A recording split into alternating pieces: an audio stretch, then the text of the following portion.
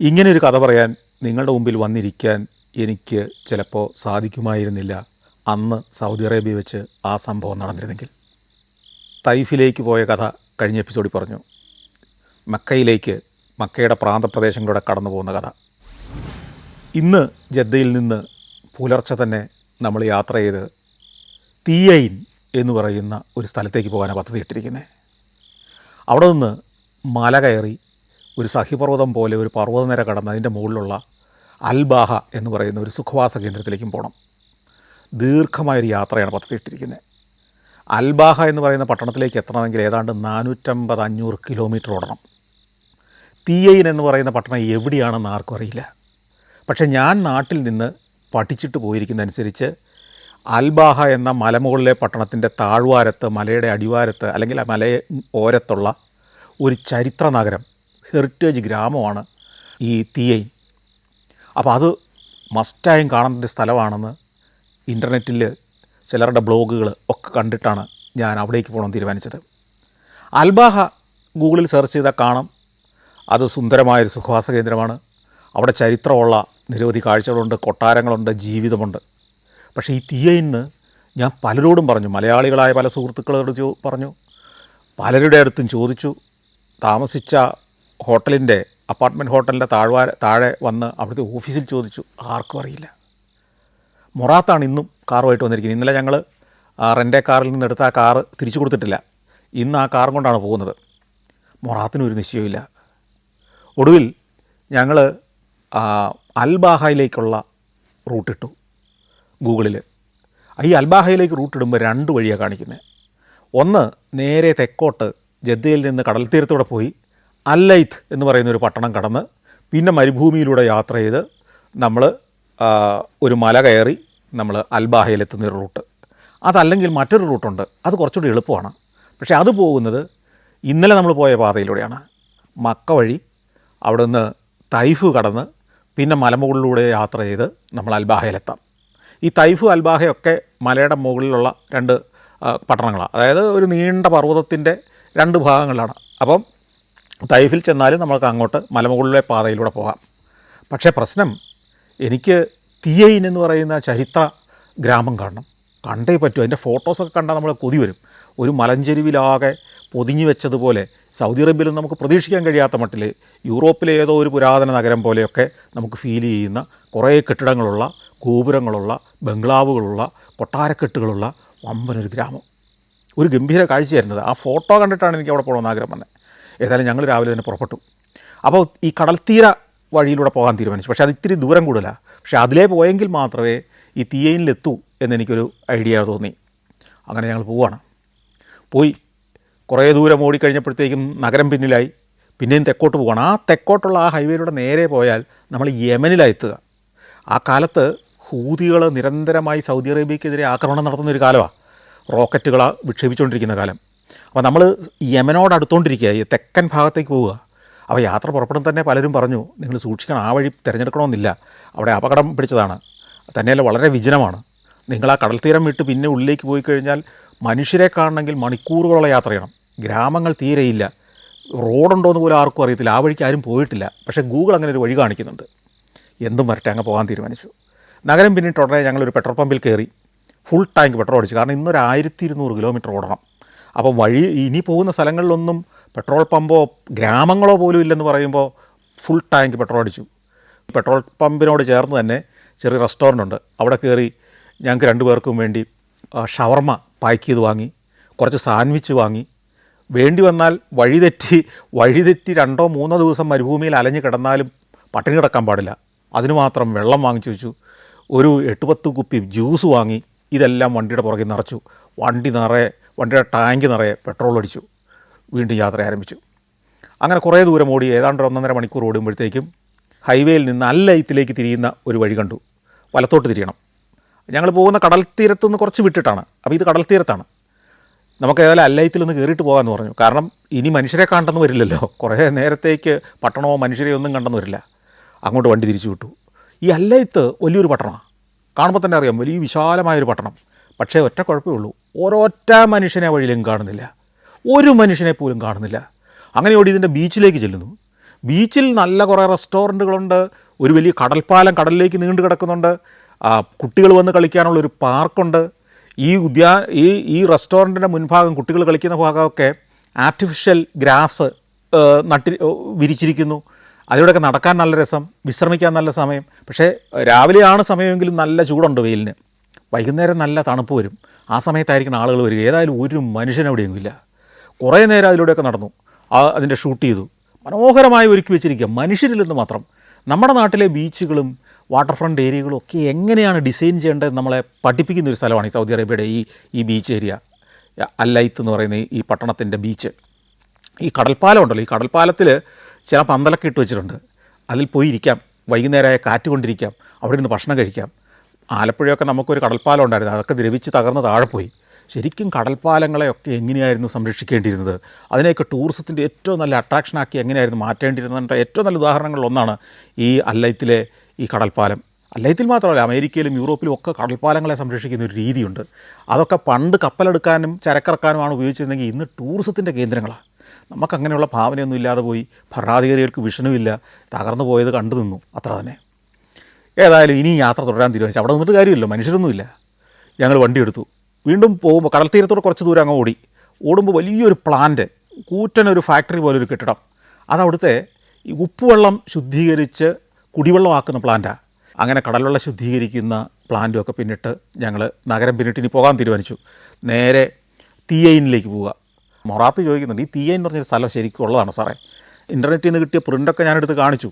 അൽബാഹയിലേക്ക് പോകുന്ന വഴിക്കാണെന്നും മലയുടെ താഴ്വാരത്താണെന്നും ഉള്ള ഒറ്റ ധൈര്യത്തിൽ ഞങ്ങളങ്ങ് ഓടിക്കൊണ്ടിരിക്കുകയാണ്. കുറച്ച് കഴിയുമ്പോഴത്തേക്ക് അല്ലൈത്ത് പട്ടണം കഴിയുന്നു. രണ്ട് വശത്തേക്കും അങ്ങ് കാണുന്നിടം അങ്ങ് അകലെ വരെ പരന്ന മരുഭൂമി മാത്രം. മരുഭൂമി, മരങ്ങളുണ്ട്, കുറ്റിച്ചെടികളുണ്ട്, ഇടയ്ക്ക് പാറകളുണ്ട്, ചില മലകളുണ്ട്. അല്ലാതെ വെറും പരന്ന മണലല്ല. മണലാണേലും കാണാനൊരു സൗന്ദര്യമുണ്ട്. ഇതൊരു സൗന്ദര്യം ഇല്ലാത്ത മട്ടിക്കിടക്കുന്ന ഇടയ്ക്ക് പാറക്കെട്ടുകൾ, ഇടയ്ക്ക് കുറച്ച് ചില മരുഭൂമിയിലെ ചില മരങ്ങൾ, പിന്നെ ഒരു മണൽ കുറേ ഭാഗത്ത്. പക്ഷേ മനുഷ്യരില്ല, ജീവിതമില്ല, കെട്ടിടങ്ങളില്ല, ഗ്രാമങ്ങളില്ല, ഒന്നുമില്ല. അങ്ങനെ ഒരു 1.5 മണിക്കൂർ ഒരു മനുഷ്യനെയും ഒരു ഗ്രാമവും കാണാതെ മരുഭൂമി കൂടി ഇങ്ങനെ ഓടുകയാണ്. പക്ഷേ ഒറ്റ കാര്യമുണ്ട്, വഴി നല്ലതാണ്. 2 വരി പാതയേ ഉള്ളൂ, 2 വരി ഉള്ള ഒരു റോഡാണ്, നടുക്കൂടെ വരയൊക്കെ ഇട്ടിട്ടുണ്ട്. അങ്ങനെ കുറേ ഓടിക്കഴിഞ്ഞപ്പോഴത്തേക്കും ഞങ്ങൾക്കൊരു സംശയം, ഈ പോകുന്ന വഴി ശരിയാണോ എന്നറിയണ്ടേ. അങ്ങനെ കുറേ ഓടി ഒരു ഗ്രാമപ്രദേശത്തേക്ക് എത്തുന്നു. അപ്പോഴത്തേക്കും നേരെ ഒരു 12 മണിയായി കേട്ടോ, അത്ര ദൂരം ഇപ്പോൾ ഓടിക്കഴിഞ്ഞു.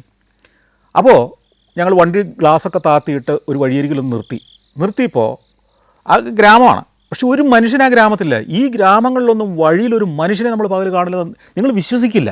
അത്ര വിജനത, മനുഷ്യർ ഉപേക്ഷിച്ച് പോയൊരു ഗ്രാമം പോലെ നമുക്ക് തോന്നും. അപ്പോൾ എവിടുന്നോ ബാങ്ക് വിളിക്കുന്നൊരു ശബ്ദം കേട്ടു. പള്ളി അന്വേഷിച്ച് കണ്ടുപിടിക്കാൻ. അപ്പോൾ ഈ ശബ്ദം കേട്ട ദിശയിലേക്ക് ഞങ്ങൾ വണ്ടി വിട്ടു. കുറച്ച് ദൂരം ഓടിക്കഴിഞ്ഞപ്പോഴത്തേക്ക് അങ്ങ് അകലൊരു മിനാരം കണ്ടു. ഞങ്ങൾ അങ്ങോട്ട് ചെന്നു. അവിടോട്ട് അടുക്കുമ്പോഴത്തേക്കും ചില പിക്കപ്പുകളൊക്കെ വഴിയരികെ വന്ന് കിടക്കുന്നുണ്ട്. അപ്പം പ്രാർത്ഥനയ്ക്ക് ആളുകൾ വന്നത് ഈ ഗ്രാമങ്ങളിൽ നിന്ന് ഈ സമയത്താണ് വീട്ടിനകത്ത് പുറത്തിറങ്ങി പിക്കപ്പുമായിട്ട് ഓടി വരികയാണ് ഇവർ. പള്ളിയുടെ മുമ്പിൽ തന്നെ പോയി നിന്നു. അപ്പോഴത്തേക്ക് 1-2 പേര് കയറി വരുന്ന കണ്ടു.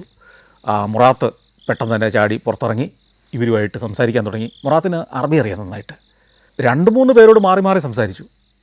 ഒടുവിൽ മുറാത്ത് തിരിച്ചു വന്നിട്ട് പറഞ്ഞു, അവരൊന്നും തീയൈൻ എന്ന് പറയുന്നൊരു സ്ഥലത്തെക്കുറിച്ച് കേട്ടിട്ടേ ഇല്ല. സാറ് ശരിക്കും പറഞ്ഞാൽ ഇത് ഈ രാജ്യത്തെ തന്നെ സ്ഥലമാണോ ഈ പറഞ്ഞിരിക്കുന്നത്? ഞാൻ പറഞ്ഞു, നമ്മൾ ഏതായാലും ഇത്രയായില്ലേ, ഇനിയിപ്പോൾ എന്താ ചെയ്യുക?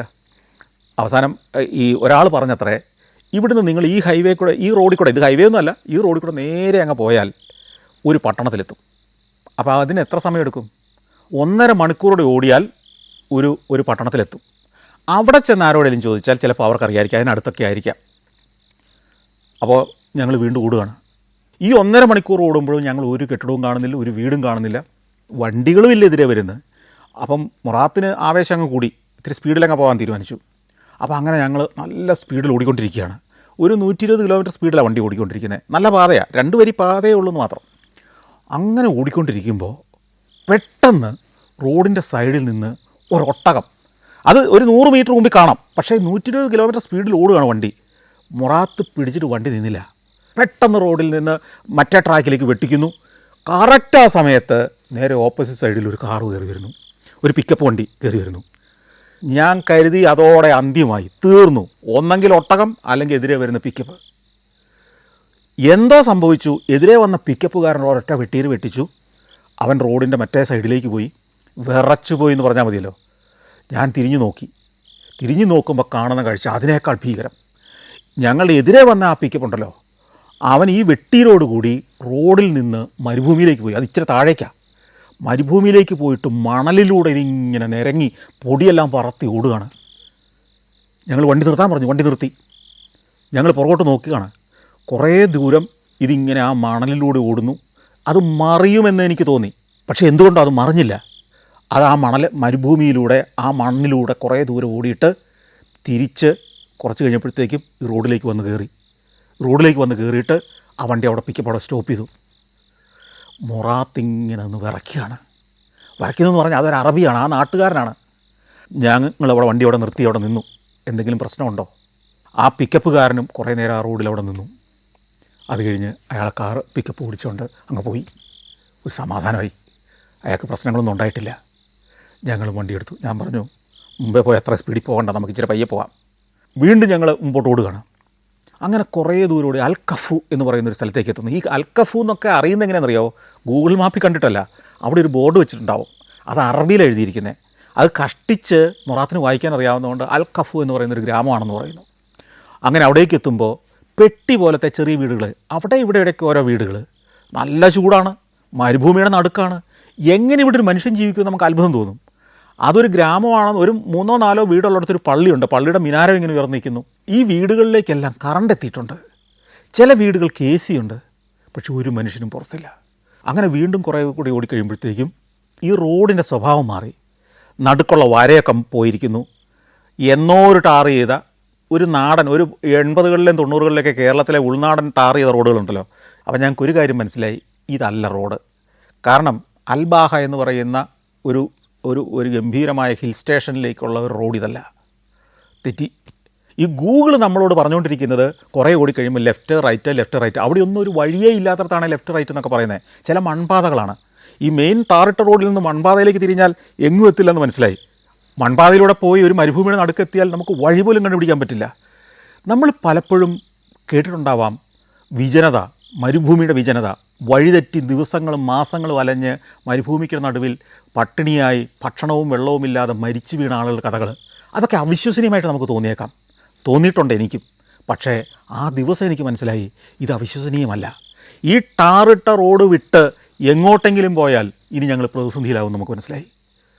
കുറേ ഓടിക്കഴിയുമ്പോഴത്തേക്കും ഒന്നുമല്ലാത്തൊരു സ്ഥലത്ത്, ഒരു മനുഷ്യനോ പ്രത്യേകിച്ച് ഒന്നും ഇല്ലാത്തൊരു സ്ഥലത്ത് ഒരു 3-4 ഷെഡുകൾ, തകരം മേഞ്ഞ ഷെഡുകൾ. ഞങ്ങൾ അങ്ങോട്ട് വണ്ടി വിടാൻ പറഞ്ഞു. എന്താണേലും അവിടെ ആരെങ്കിലും കാണും. അങ്ങോട്ട് വണ്ടി വിട്ടു. അതിൻ്റെ മുറ്റത്തോട്ട് ചെല്ലുമ്പം കുറേ വീട്ടുപകരണങ്ങൾ, അതും സാധനങ്ങളെല്ലാം ഒരടുക്കും ചിട്ടയില്ലാതെ ഈ മുറ്റത്തോടെയൊക്കെ നിരത്തി വെച്ചിരിക്കുന്നു. വണ്ടി നിർത്തി ഇറങ്ങി ചെല്ലുമ്പോൾ ഒരു തകര ഷീറ്റ് മേഞ്ഞ ഒരു കെട്ടിടത്തിനകത്തേക്ക് കയറി ചെന്നു. ഒരു ഭാഗത്ത് വേലി കെട്ടി കുറേ ആടുകളെയൊക്കെ പറപ്പിച്ചിട്ടുണ്ട്. അപ്പോൾ മനുഷ്യർ വസിക്കുന്ന സ്ഥലമാണെന്ന് മനസ്സിലായി. മനുഷ്യരവിടെ ഉണ്ടാവുമെന്ന് മനസ്സിലായി. ആടിനെ പാർപ്പിക്കുന്ന ഒരു വേലിക്കെട്ടാണ്. അതിനകത്ത് ആടിനുള്ള ഭക്ഷണം കൊടുക്കുന്ന ചില പാത്രങ്ങളും വെള്ളം കൊടുക്കുന്ന ഒരു പാത്തിയും ഒക്കെയുണ്ട്. ഞാൻ ഒരു വീടിൻ്റെ ഒരു ഷെഡിൻ്റെ അടുത്തേക്ക് ഞാനും പോയി. വേറൊരു ഷെഡിൻ്റെ അടുത്തേക്ക് മൊറാത്തും പോയി. ഞാൻ ചെല്ലുന്ന ഷെഡിനകത്ത് ആരുമില്ല. മറ്റൊരു ഷെഡിലേക്ക് മൊറാത്ത് കയറി ചെല്ലുന്ന ഷെഡിനകത്ത് ഒരു സ്ത്രീയുണ്ട്. മൊറാത്ത് പുറത്തുനിന്ന് എന്തൊക്കെ വിളിച്ച് ചോദിച്ചു, സംസാരിച്ചു. അപ്പോൾ ഞാൻ അങ്ങോട്ട് ക്യാമറ തിരിച്ചില്ല. കാരണം ഒരു സ്ത്രീ മാത്രം അകത്തുള്ളതാണ്. അവിടുത്തെ നിയമം അനുസരിച്ച് അങ്ങോട്ടൊക്കെ ക്യാമറ തിരിച്ചു കഴിഞ്ഞാൽ വലിയ പ്രശ്നമാവും. കുറച്ച് കഴിഞ്ഞ് മൊറാത്ത് ഇറങ്ങി വന്നു, തിരിച്ചു വന്നു. വണ്ടിയിൽ കയറാമെന്ന് പറഞ്ഞു. എന്നിട്ട് പറഞ്ഞു, നമ്മൾ ഈ പോകുന്ന വഴിയെ തന്നെ കുറച്ചുകൂടെ പോയി കഴിഞ്ഞാൽ ഒരു പട്ടണം ഉണ്ടെന്ന് തന്നെയാണ് ഈ സ്ത്രീയും പറയുന്നത്. അവിടെ ചെന്ന് ചോദിച്ചാലല്ലാതെ ആർക്കും അറിയില്ല. ഇവർക്ക് അതിനെക്കുറിച്ച് വലിയ ധാരണയൊന്നുമില്ല. എവിടെയാണ് അൽബാഹ എന്ന് പോലും അവർക്കറിയില്ല. പിന്നെയല്ലേ തീയയിന്. മൊറാത്ത് അതോടെ മടുത്തു. മൊറാത്തിന് മനസ്സിലായി ഈ യാത്ര അർത്ഥശൂന്യമാണെന്ന്. മൊറാത്ത് ചോദിച്ചു, സാറേ നമ്മൾ ഇനി ഇങ്ങോട്ട് പോകണോ? ഞാൻ പറഞ്ഞു, നമ്മളിനി തിരിച്ചു പോകണമെങ്കിലോ? തിരിച്ചു പോകണമെങ്കിൽ ജദ്ദയിലെത്തണമെങ്കിൽ ഇനി ഒരു 3.5 മണിക്കൂറെങ്കിലും പുറകോട്ട് ഓടണം. 3.5-4 മണിക്കൂറോളം ഓടണം. വന്നിട്ട് ഒരു കാര്യവും നടക്കാതെ ഇനി 3.5 മണിക്കൂറുടെ പുറകോട്ട് ഓടി നമ്മൾ വൈകിട്ടാവും അവിടെ ചെല്ലാൻ. നമുക്കൊന്നുകൂടെ ശ്രമിക്കാം. അങ്ങനെ ഞങ്ങൾ വീണ്ടും മുമ്പോട്ട് പോവാണ്. പക്ഷേ കുറച്ചുകൂടി ഓടിക്കഴിഞ്ഞപ്പോൾ ഈ യാത്രയിൽ ഏറ്റവും നിരാശാജനകമായ കാര്യം സംഭവിച്ചു. റോഡ് തീർന്നു. ടാർ റോഡ് അവസാനിച്ചു. അപ്പോൾ മുമ്പോട്ട് പക്ഷേ മൺപാതയുണ്ട്. ഞാൻ പറഞ്ഞു, മൊറാത്തെ നമുക്ക് മുമ്പോട്ട് പോകാം. എവിടെയെങ്കിലും ജംഗ്ഷൻ എത്തുമ്പോൾ നമുക്ക് തിരിച്ചു പോരാം. അല്ലെങ്കിൽ പല വഴിക്ക് പിരിയുന്നുണ്ടെങ്കിൽ നമുക്ക് ദിക്ക് കിട്ടാതെ വന്നാൽ നമുക്ക് തിരിച്ചു പോരാം. ഈ വഴിയിലൂടെ മൺപാതയാണല്ലോ, ഒറ്റ വഴിയല്ലേ ഉള്ളൂ. തിരിച്ച് നമുക്ക് വേണ്ടി വന്നാൽ വരാമല്ലോ. അങ്ങനെ ആ മൺപാതയിൽ വണ്ടി ഓടാൻ തുടങ്ങി. കുറേ ദൂരം ഓടി ചെന്ന് കഴിയുമ്പോഴത്തേക്കും 2-3 പാതകൾ പലയിടത്തു നിന്ന് ഈ മൺപാതയിലേക്ക് ചേരുന്നൊരു ജംഗ്ഷൻ്റെ അടുത്തേക്ക് എത്തുമ്പോൾ മറ്റൊരു വഴിയിലൂടെ ഈ ഞാൻ പറഞ്ഞ മൺപാത, അതിലൂടെ റോഡൊന്നും പറയാൻ പറ്റില്ല. വണ്ടി ഏതൊക്കെയോ SUV വണ്ടികൾ ഓടി അതിൻ്റെ ചക്രം ഓടിയ പാട് മാത്രം. അങ്ങനെ നിൽക്കുമ്പം കുറച്ച് മരങ്ങൾക്കപ്പുറത്ത് കുറ്റിച്ചെടികളാണ്, അതിനപ്പുറത്തൂടെ ഒരു വാഹനം വരുന്നുണ്ട്, ഒരു SUV. അതിങ്ങനെ വരുന്നു. അപ്പോൾ ഞാനത് ഷൂട്ട് ചെയ്യുന്നുണ്ട്. കാരണം അങ്ങനെ ഒരു വണ്ടി വരുന്നു. അപൂർവമായിട്ടാണല്ലോ മനുഷ്യരെയും വണ്ടികളും ഒക്കെ ഈ വഴി കാണുന്നത്, വഴിയിലല്ല ഈ പ്രദേശത്ത് കാണുന്നത്. ആ വണ്ടി അടുത്തടുത്ത് വരുന്നു. അടുത്തത് അപ്പോഴത്തേക്ക് മൊറാത്ത് വണ്ടി നിർത്തിയിട്ട് ചാടി ഇറങ്ങി ആ വഴിയുടെ നടുക്കിറങ്ങി നിന്നു. കാരണം അവർ മിസ്സായി പോകരുത്. അവർ വരുന്നു. അപ്പോൾ ഞാൻ ഇങ്ങനെ ഷൂട്ട് ചെയ്യുന്നുണ്ട് വണ്ടിക്കകത്തിരുന്ന്. ഉടനെ ഈ വണ്ടിക്കകത്ത് മറ്റേ സൈഡ്, ഡ്രൈവറുടെ സീറ്റിലല്ലാത്ത മറ്റേ സീറ്റിലിരിക്കുന്ന ആൾ ഇത് കണ്ടു. അയാൾ കൈപൊക്കി കാണിച്ചു, ഇങ്ങനെ കാണിച്ചു, ഷൂട്ട് ചെയ്യരുത്, എൻ്റെ ക്യാമറ കാണുന്നുണ്ട്. അയാൾ അടുത്തേക്ക് വന്ന് ഞങ്ങളുടെ വണ്ടിയുടെ മുമ്പിൽ കൊണ്ടുവന്ന് വണ്ടി നിർത്തി. എങ്ങനെയാണ് നിർത്തുന്നത്? കാരണം അത് ക്രോസ് ചെയ്താണ് കടന്നു വന്നത് ആ വണ്ടി. അപ്പം നോക്കുമ്പോഴാണ് മനസ്സിലായത് അയാളുടെ കയ്യിലിരിക്കുന്ന വലിയൊരു തോക്കാണ്. ഒരു അറബി തോക്കുമായിട്ട് മറ്റൊരാൾ കൂടെയുണ്ട്, പുറകിലും ആരൊക്കെയുണ്ട്. ഇവർ വേട്ടയ്ക്ക് പോയത് എന്തിനു പോയതാണെന്നറിയില്ല.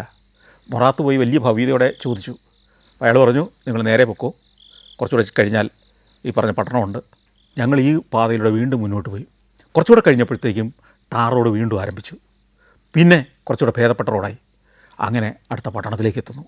വലിയൊരു പട്ടണമാണ്, പെട്രോൾ പമ്പുണ്ട്, ഫെസിലിറ്റികളൊക്കെ ഉണ്ട്. പക്ഷേ മനുഷ്യർ മാത്രമില്ല, ആരോടും വഴി ചോദിക്കാനില്ല. പക്ഷേ അവിടെ ചെല്ലുമ്പോൾ ഒരു സൈൻ ബോർഡുണ്ട്, വഴിയരികിലൊരു ബോർഡുണ്ട്. അൽബാഹയിലേക്ക് തിരിഞ്ഞു പോകേണ്ടത് ഇവിടെയാണെന്ന് ബോർഡ് വെച്ചിട്ടുണ്ട്. സമാധാനമായി. തീയൈൻ കണ്ടില്ലല്ലോ, അൽബാഹയിലെത്താമല്ലോ. അൽബാഹയാണല്ലോ ഹിൽ സ്റ്റേഷൻ. തീയൈൻ എന്ന് പറയുന്നത് എൻ്റെ ഒരു അമിതാഗ്രഹപ്രകാരം ഞാൻ പോകാൻ ആഗ്രഹിച്ച സ്ഥലമാണ്. അങ്ങോട്ട് വണ്ടി വിട്ടു. പിന്നെ നമ്മൾ കടന്നു പോകുന്നത് ഒരു വ്യത്യസ്തമായ ഭൂപ്രദേശങ്ങളിലൂടെയാണ്. വമ്പൻ പർവ്വതങ്ങളിങ്ങനെ ഉയർന്നു നിൽക്കുന്നൊരു പ്രദേശം. ഈ പർവ്വതങ്ങൾക്കിടയിലൂടെയുള്ള പാതയിലൂടെയാണ് പോകുന്നത്.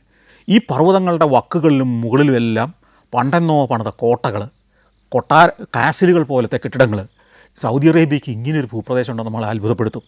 എനിക്ക് തോന്നുന്നില്ല ആ വഴിയിലൂടെ മലയാളികൾ ആരെങ്കിലും ഇങ്ങനെ പോയിട്ടുണ്ടോ, ഇങ്ങനെ ഒരു ആവശ്യത്തിന് വേണ്ടി പോയിട്ടുണ്ടോ എന്ന് എനിക്ക് സംശയമാണ്. ഞാനതെല്ലാം പകർത്തിയെടുത്തുകൊണ്ടിരുന്നു.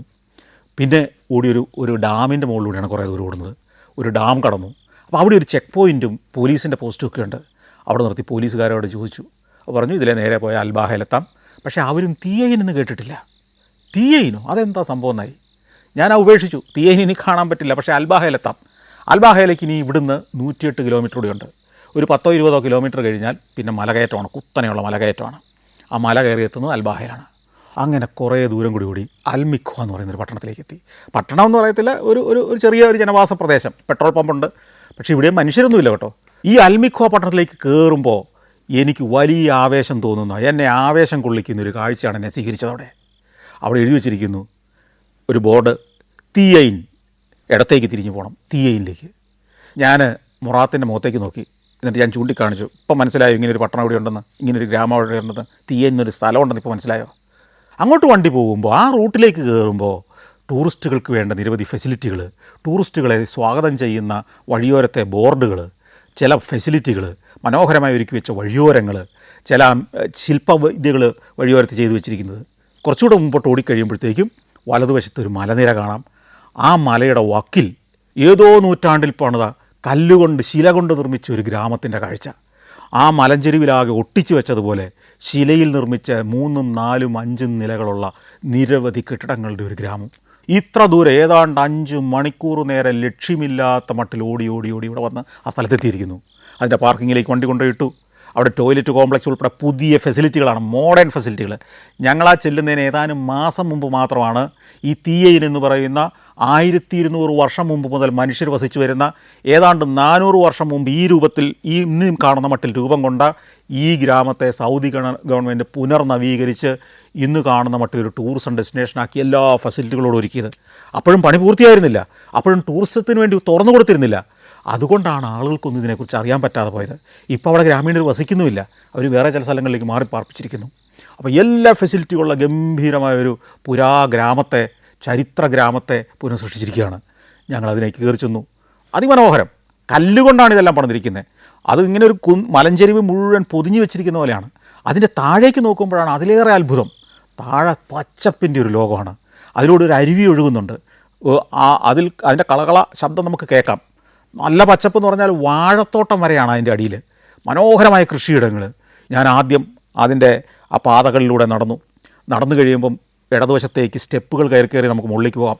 ആ സ്റ്റെപ്പ് കയറി ഞാൻ പല വീടുകളുടെയും പല കെട്ടിടങ്ങളുടെയും മുന്നിലൂടെയും വശങ്ങളിലൂടെയുമുള്ള ആ പാതയിലൂടെ നടന്ന് പല വീടുകളുടെ ഉള്ളിലേക്ക് പോയി. 4 നിലയുള്ള കെട്ടിടങ്ങളുണ്ട്. അതവിടുത്തെ ഏറ്റവും വലിയ പ്രമാണിയുടെ ഗോത്രത്തലവൻ്റെ വീടായിരുന്നിരിക്കണം. അതുപോലെ തന്നെ 2 നിലയും 3 നിലയൊക്കെയുള്ള വീടുകളുണ്ട്, 1 നിലയുള്ള വീടുകളുണ്ട്. മുഴുവൻ കല്ലുകൊണ്ട് പണിതതാണ്. ഞാൻ ആ മല കയറി സ്റ്റെപ്പ് കയറി പല മട്ടുപ്പാവകളിൽ പോയി നിന്നു. വീടുകളുടെ ഉള്ളിലേക്ക് പോയി. അതിൻ്റെ മരത്തിൽ കൊത്തുപണി ചെയ്ത ദേവദാരു കൊണ്ടാണ് ആ മരങ്ങൾ വാതിലൊക്കെ പണിതിരിക്കുന്നത്. മനോഹരമാണ്. ഒരു മനുഷ്യനും അങ്ങോട്ട് വന്നിട്ടില്ല. ഞാനായിരിക്കണം ക്യാമറയുമായിട്ട് ലോകത്തിൻ്റെ ഏതെങ്കിലും ഒരു ഭാഗത്ത് നിന്ന് അവിടെ എത്തിയ ഒരു മാധ്യമപ്രവർത്തനം, അല്ലെങ്കിൽ ടെലിവിഷന് വേണ്ടി, അല്ലെങ്കിൽ സോഷ്യൽ മീഡിയയ്ക്ക് വേണ്ടി പരിപാടികൾ ലോകത്തെ കാണിക്കാൻ ആദ്യമായിട്ട് ചെല്ലുന്നൊരു മനുഷ്യൻ ഞാനായിരിക്കണം. കുറച്ച് കഴിഞ്ഞപ്പോഴത്തേക്കും കുട്ടികൾ സംസാരിക്കുന്നൊരു ശബ്ദം കേട്ട് ഞാൻ ആ മലവക്കിൽ നിന്ന് താഴേക്ക് നോക്കുമ്പോൾ 2 മുതിർന്നവരും 2-3 കുട്ടികളും താഴെ കൂടെ നടക്കുന്നു. അതെന്തായിരിക്കും എനിക്ക് സംശയമായി. ഇതെങ്ങനെ ഇവിടെ ആളുകൾ വന്നു? ഞാനതായാലും മുകളിലത്തെ കാഴ്ചകളെല്ലാം ഷൂട്ട് ചെയ്തു. ഈ കെട്ടിടങ്ങൾക്കുള്ളിലേക്ക് പോയി. അതിൻ്റെ ജാലകത്തിലൂടെ താഴ്വാരത്തെ മനോഹരമായ കാഴ്ചകളുണ്ട്. ഇതെല്ലാം ദേവദാരു തടി കൊണ്ട് കൊത്തിയുണ്ടാക്കിയ വാതിലുകളും ജാലകങ്ങളുമാണ്. തടി നിരത്തിയ മച്ചുകൾ. അതിനകത്തൂടെയെല്ലാം നടന്നു. പിന്നെ ആ മലവക്കിലൂടെ സ്റ്റെപ്പുകളിലൂടെ താഴേക്കിറങ്ങി അവിടുത്തെ പൊതുസ്ഥാപനങ്ങൾ ഇതെല്ലാം കണ്ട് താഴേക്ക് വരുമ്പം ഈ കുട്ടികളുമായിട്ട് വരുന്ന ആളുകളെ കണ്ടു. അവർ തമിഴന്മാരാണ്. അൽബാഹയിൽ നിന്ന് തിരിച്ചു പോകുന്ന വഴി ഇത് കണ്ട് ഇങ്ങോട്ട് കയറി വന്നതാണ് അവരോട് കുറച്ച് നേരം വർത്താനമൊക്കെ പറഞ്ഞിരുന്നു. വീണ്ടും നമുക്ക് ഇതിൻ്റെ ഓരത്തുകൂടെ, ഈ മലവക്കിലൂടെ, ഈ ഗ്രാമത്തിൻ്റെ ഓരത്തെ പാതയിലൂടെ നടക്കാം. അങ്ങനെ നടന്നു ചെല്ലുമ്പോൾ മലയുടെ മറ്റൊരു ചെരുവിലേക്ക് ചെല്ലുന്നത്, അവിടെ സുന്ദരമായൊരു വാഴത്തോട്ടമാണ്. ഈ വാഴത്തോട്ടത്തിനകത്തേക്ക് നമ്മൾ ഇറങ്ങുമ്പോൾ അതിലൂടെ നിരവധി അരുവികൾ നല്ല തെളിജലവുമായിട്ട് ഒഴുകിക്കൊണ്ടിരിക്കുകയാണ്. ഈ അരുവികളെ പല വഴിക്ക് വഴിതിരിച്ച് വിട്ടിരിക്കുന്നു. നല്ല തണലുള്ള നല്ല തണുപ്പുള്ളൊരു സ്ഥലം. ആ വാഴത്തോട്ടത്തിനുള്ളിലൂടെ, ആ പച്ചപ്പിനുള്ളിലൂടെ ഞാൻ ക്യാമറയായിട്ട് നടന്നു. അവിടെ ചെല്ലുമ്പോൾ അവിടെ 2-3 ആളുകൾ ഇരിപ്പുണ്ട്. അവിടെ ഒരു മരത്തണലിൽ മനോഹരമായൊരു മേശ ഒരുക്കി വെച്ചിരിക്കുകയാണ്. ആ മേശയിൽ നിരവധി വിഭവങ്ങൾ നിരത്തി വെച്ചിരിക്കുകയാണ്. ഭക്ഷ്യവസ്തുക്കൾ, പഴങ്ങളൊക്കെ. എനിക്ക് അത്ഭുതം, ഇത് ആർക്ക് വേണ്ടി ഇവർ ഒരുക്കി വെച്ചു? വീണ്ടും അങ്ങ് നടന്നു ചെല്ലുമ്പോൾ അവിടെ 2 അറബികളിരുന്ന് ഭക്ഷണം കഴിക്കുന്നുണ്ട്. ഒരു പരിചാരകൻ അയാൾക്ക് ഭക്ഷണം വിളമ്പി കൊടുക്കുന്നുണ്ട്. അവരെന്നെ ക്ഷണിച്ചു, വരുന്നു, ഭക്ഷണം കഴിക്കുന്നോ? കുറേ അകലെയാണ് കാറ് കിടക്കുന്നത്. അവിടെയാണ് മൊറാത്തുള്ളത്. ഞാനും മൊറാത്ത് ഒന്നിച്ച് പുറപ്പെട്ടാൽ ഞങ്ങൾ 2 പേരും ഭക്ഷണം കഴിച്ചിട്ടില്ല. ഞാൻ പറഞ്ഞു വേണ്ട. തിരിച്ചു നടന്നു. തിരിച്ചു വന്ന് പാർക്കിങ്ങിലേക്ക് വരുമ്പോഴത്തേക്കും മൊറാത്ത് ചോദിച്ചു, വല്ലതും കിട്ടിയോ? ഞാൻ പറഞ്ഞു കിട്ടി, നമ്മൾ വന്നതിന് നഷ്ടമൊന്നുമില്ല, മുതലായി. അവിടുന്ന് യാത്ര പുറപ്പെടുകയാണ്. ഇനി മലമ്പാതയാണ്. അതിസുന്ദരമായൊരു യാത്ര, അതിമനോഹരമായൊരു പാത, മലമ്പാത. വിജനതയാണ്, പക്ഷേ 2 വരിയുള്ള ഈ പാത, ഈ മലനിരകളെ കടന്നു പോകുന്ന കാഴ്ച അതീവ സുന്ദരം. ലോകത്തിലെ ഏറ്റവും മനോഹരമായ സീനിക് ഡ്രൈവുകളിലൊന്നായിരുന്നു. പിന്നെ അങ്ങോട്ട് ഏതാണ്ട് ഒരു മണിക്കൂർ നേരം പലയിടത്തും വ്യൂ പോയിൻറ്റുകളുണ്ട്. അവിടെയെല്ലാം ഞങ്ങൾ വണ്ടി നിർത്തും, ഇറങ്ങും, ഷൂട്ട് ചെയ്യും. ഒരു മലയിൽ നിന്ന് അടുത്ത മലയിലേക്ക് ഒരു പാലം പണിതിരിക്കുക. സുന്ദരമായ റോഡുകളാണ്. ആ പാലം കടന്നാൽ പിന്നെ മലയെ വെട്ടി അരിഞ്ഞ് അതിലൂടെ വക്കിലൂടെയാണ് പാത. പിന്നെ പലയിടത്തും ടണലുകളാണ്. ഏതാണ്ട് 25 ടണലുകൾ കടന്നു വേണം നമ്മൾ മലമുകളിലെത്താൻ. അതിസുന്ദരമായ പാത എന്ന് പറഞ്ഞാൽ ആ വിഷ്വൽസ് അതിമനോഹരമാണ്. അങ്ങനെ ഞങ്ങൾ വീണ്ടും കൂടി അൽബാഹയിലെത്തുന്നു. അൽബാഹ അതിമനോഹരമായ പട്ടണമാണ്. ഏറ്റവും ചൂടിൽ തിളച്ചു മറിഞ്ഞ് സൗദി അറേബ്യ നിൽക്കുന്ന കാലത്ത് പോലും 22-23 ഡിഗ്രി സെൽഷ്യസ് ആയിരിക്കും ഈ മലമുകളിലെ താപനില. അത്ര സുന്ദരമായ സ്ഥലം. ചിലപ്പോൾ അത് 5 ഡിഗ്രി വരെ താഴുകയും ചെയ്യും. അത്ര സുഖകരമായ കാലാവസ്ഥയുള്ള സ്ഥലം. അവിടെ നൂറ്റാണ്ടുകളായി ജനവാസ പ്രദേശമാണ്. ഇന്നത് ടൂറിസത്തിൻ്റെ കേന്ദ്രമാണ്. നിരവധി ചരിത്ര സ്ഥലങ്ങൾ. അവിടെ ഒരു പാലസുണ്ട്, അതാണ് കാണേണ്ടത്. അൽബാഹയിലെ പാലസ് എവിടെ? ബെൻ റാക്കോഷ് ഹിസ്റ്റോറിക് പാലസ് എന്നാണ് അതിൻ്റെ പേര്. Bin Rakoosh historic palace. അവിടെ ചെല്ലുമ്പോൾ വഴിക്ക് വില എങ്ങനെയാ വെച്ചാൽ അങ്ങനെ ഇട്ടിട്ടുണ്ട്. വണ്ടി അവിടെ നിർത്തി ഞങ്ങൾ ഇറങ്ങി. വാതിൽ തുറന്ന് അകത്തേക്ക് കയറി. ഒരു ഗോത്രത്തലവൻ്റെ കൊട്ടാരമാണത്. 5 പ്രധാന കെട്ടിടങ്ങളും അതിനെ കണക്ട് ചെയ്തുള്ള കെട്ടിടങ്ങളും എല്ലാം ആയിട്ടുള്ള വലിയൊരു കോംപ്ലക്സ്. കൊത്തുപണികളോട് കൂടിയ വാതിലുകൾ, ജാലകങ്ങൾ, 2-3 നിലയുള്ള കൊട്ടാര ഭാഗങ്ങൾ. പക്ഷേ ഒരു മനുഷ്യനുമില്ല. അകത്തേക്ക് ആരോടും ചോദിച്ചില്ല, കയറിപ്പോയി. ഗേറ്റിൻ്റെ ഒരു വിടവിലൂടെ അകത്ത് കയറി. അകത്തൂടെ എല്ലാം നടന്ന് ഷൂട്ട് ചെയ്തു. ഒരു ഭാഗത്തൊരു മൈതാനമുണ്ട്. ആ മൈതാനത്തിന് ചുറ്റും കൊട്ടാരക്കെട്ടുകളുണ്ട്. അതിൻ്റെ ഒരു ഭാഗത്ത് കുതിരലായങ്ങളുണ്ട്. വേറൊരു ഭാഗത്ത് വണിക്കുകൾ, അന്യദേശങ്ങളിൽ വരുന്ന കച്ചവടക്കാർക്ക് വന്നാൽ താമസിക്കാനുള്ള ഗസ്റ്റ് ഹൗസുകളുണ്ട്. ഒരു മജ്ലിസുണ്ട്. മജ്ലിസ് എന്ന് പറഞ്ഞാൽ ഇവർ ഒത്തുചേർന്നിരിക്കുന്ന സ്ഥലങ്ങൾ. വേറൊരു ഭാഗത്ത് മതപാഠനശാലയുണ്ട്. കുട്ടികളെ മതപഠനം നടത്തുന്ന മതം പഠിപ്പിക്കുന്ന പാഠശാലയുണ്ട്. അതായത് സ്കൂൾ പോലെ പ്രവർത്തിച്ചിരുന്നൊരു കാലത്ത്. ഇതെല്ലാം ഈ പ്രഭുവിൻ്റെ ആ കുടുംബാംഗങ്ങൾക്ക് വേണ്ടിയുള്ള ഫെസിലിറ്റികളാണ്. എന്തിനേറെ ഒരു ഭാഗത്തൊരു ചെറിയ തടവറ പോലുമുണ്ട്. ഈ തടവറ എന്ന് പറയുന്നത് അയാളൊരു ഭരണാധികാരിയാണ്. അപ്പോൾ കുറ്റം ചെയ്യുന്നവനെ കൊണ്ട് തടവിലിടുന്ന സ്ഥലം വരെയുണ്ട്. അങ്ങനെ ഒരു യൂറോപ്പിലെ കാസിലുകൾ പോലെ സൗദി അറേബ്യയുടെ നാട്ടുപ്രമാണിയുടെ നാട്ടുരാജാവിൻ്റെ ഒരു കാസിലാണ്. ഞങ്ങൾ പരമാവധി സ്ഥലങ്ങളിലെ ദൃശ്യങ്ങളൊക്കെ പകർത്തിയിട്ട് തിരിച്ച് വണ്ടിയെ വന്ന് കയറി.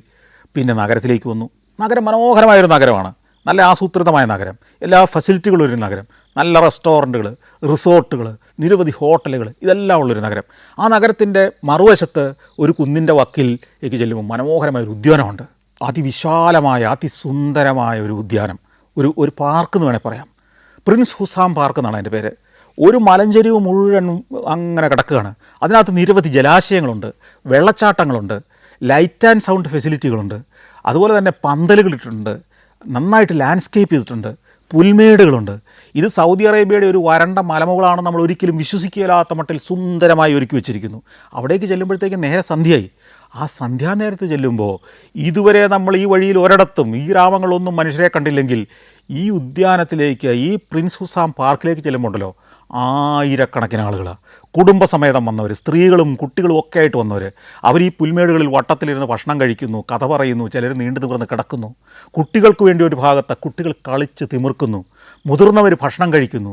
വലിയൊരു മലയുടെ ക്ലിഫിലാണ്, ഒരു വക്കിലാണ് ഈ ഉദ്യാനം. അതിൻ്റെ ഒരു ഭാഗത്തു നിന്ന് അങ്ങ് അഗാധമായ താഴ്വാരം കാണാം. അതിലൂടെ എല്ലാം ചിത്രീകരിച്ച് വന്നപ്പോഴത്തേക്ക് നേരെ സന്ധ്യയായി. ഇനി ഒരു സ്ഥലത്തൂടെ പോകണം. അവിടുന്ന് വണ്ടിയെടുത്തു. അപ്പോഴത്തേക്ക് നേരെ ഇരുണ്ടു.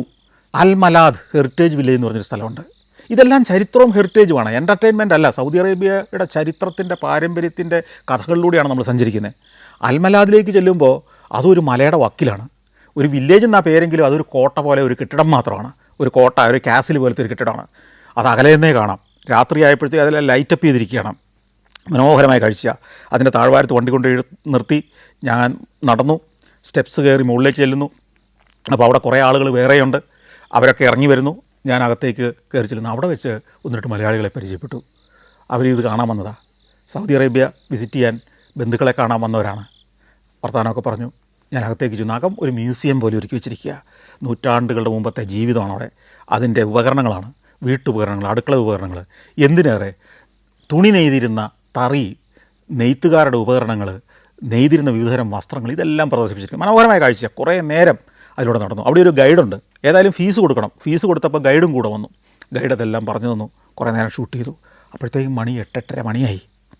നേരെ ഇരുട്ടി. ജദ്ദയിലേക്ക് പോകണം. ഇനി വന്ന വഴിയിലൂടെ, മരുഭൂമിയിലൂടെ, ആരും വഴി പറഞ്ഞു തരാനില്ലാത്ത ഇരുട്ടിലൂടെ നമുക്ക് പോകാൻ പറ്റില്ല. അപ്പോൾ ഇനി ഈ മലമുകളിലൂടെ ജദ്ദയിലേക്ക് തൈഫ് വഴിയൊരു പാതയുണ്ട്. 400 കിലോമീറ്റർ പോകണം. ആ വഴി തന്നെ പോകാൻ തീരുമാനിച്ചു. മലമ്പാതയിലൂടെ രാത്രി പോകരുതെന്നൊക്കെ ബോർഡുണ്ട്. അപകടമാണെന്നൊക്കെ ഒരു സൂചന അവിടെ കണ്ടു. പക്ഷേ പോകാതെ തരവില്ല. ഞങ്ങൾ മടക്കയാത്രയാണ്. ദീർഘയാത്ര. 4-4.5 മണിക്കൂർ ഓടി. രാത്രി ഒരു 2 മണിയായപ്പോഴത്തേക്കും ഞങ്ങൾ ജദ്ദയെ മടങ്ങിയെത്തി. ജദ്ദയിൽ ഹോട്ടലിലേക്ക് പോയില്ല, അപ്പാർട്ട്മെൻറ്റിലേക്ക് പോയില്ല. ഞാൻ മുറാത്തിനോട് പറഞ്ഞു, മുറാത്തെ നമുക്ക് നേരെ എയർപോർട്ടിലേക്ക് പോകാം. മുറാത്ത് എന്നെ നേരെ എയർപോർട്ടിലേക്ക് കൊണ്ടുപോയാക്കി. അവിടെ വെച്ച് ഞങ്ങൾ പിരിയാണ്. എൻ്റെ ഭ്രാന്തമായ ആവശ്യങ്ങൾക്ക് സ്റ്റിയറിംഗ് തിരിച്ച മുറാത്തിനോട് അവിടെ വെച്ച് യാത്ര പറയുകയാണ്. റെൻ്റേ കാറിൻ്റെ പൈസയൊക്കെ സെറ്റിൽ ചെയ്തു. കാർ രാവിലെ കൊണ്ടുപോയി കൊടുത്തോളാം നേറ്റു. അവിടെ വെച്ച് ഞങ്ങൾ പിരിഞ്ഞു. ഞാൻ എയർപോർട്ടിനുള്ളിലേക്ക് നടന്നു. രാവിലെ 5 മണിക്കാണ് എനിക്ക് അവിടെ നിന്ന് ദുബായിലേക്കുള്ള വിമാനം. ദുബായിൽ ചെന്നിട്ട് എനിക്ക് നാട്ടിലേക്ക് മടങ്ങണം. അങ്ങനെ സൗദി അറേബ്യയിലൂടെയുള്ള ദീർഘമായൊരു യാത്ര, എൻ്റെ ആദ്യ യാത്ര അവിടെ അവസാനിക്കുകയാണ്.